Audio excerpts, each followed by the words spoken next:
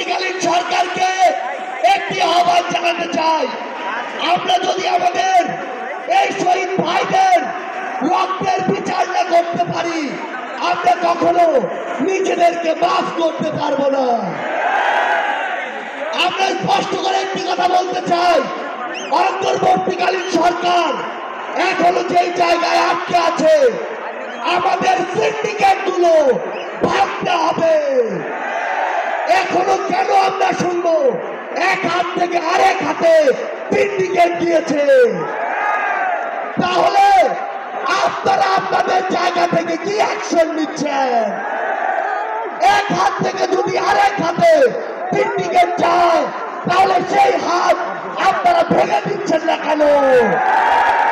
আমরা অন্তর্বর্তীকালীন সরকারকে আরেকটি স্পষ্ট আহ্বান জানাতে চাই, সেটি হচ্ছে আমাদের এই বাংলাদেশ সকল দেশের সাথে বন্ধুত্বপূর্ণ পররাষ্ট্র নীতিতে যাবে, কিন্তু সেই বন্ধুত্বপূর্ণ পররাষ্ট্র নীতির সুযোগে কেউ যদি মাথায় উঠে বসে, আমরা তাকে মাথা থেকে মাটিতে ফেলে দিতে বিন্দু মাত্র দ্বিধা করবো না।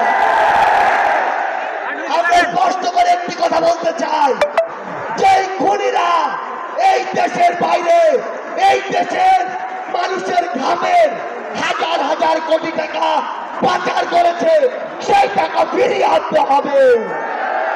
আমরা স্পষ্ট করে বলতে চাই, ওই গোপালগঞ্জে যে খুনির দোসররা এখনো ঘাপটি মেরে আছে, তাদেরকে আইনের আওতায় বিচার করতে হবে।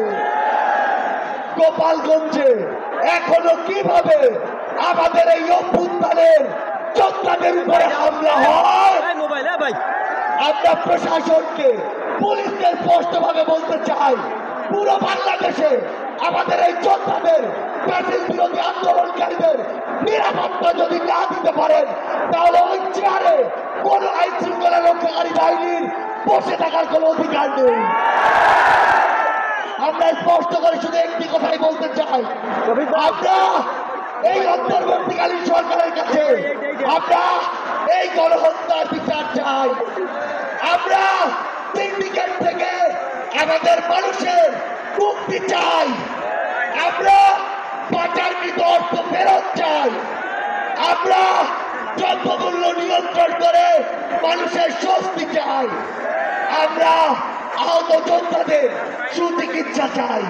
পরিশেষে শুধু একটি কথাই বলবো, যে শব্দ নিয়ে এত মানুষ রক্ত দিয়েছে, এত মানুষ জীবন দিয়েছে, যে কেউ সেই সচিবালয়ে বসে হোক, পুলিশে বসে হোক, অন্য কোথাও বসে হোক, যদি সেই শব্দের সাথে স্পিরিটের সাথে বিন্দুমাত্র বিশ্বাসঘাতকতা করার চেষ্টা করে, তাকে সমূলে উৎপাটিত করতে হবে।